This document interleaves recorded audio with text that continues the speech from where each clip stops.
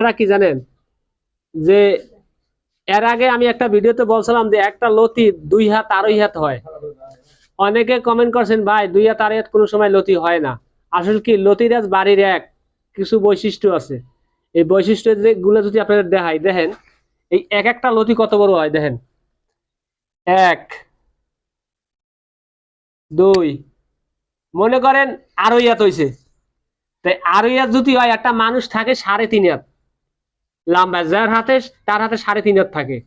তা আমার হাতে যদি 3.5 হাত হয় তাহলে মানে আর 1 হাত হইলে আমার সময় নইব।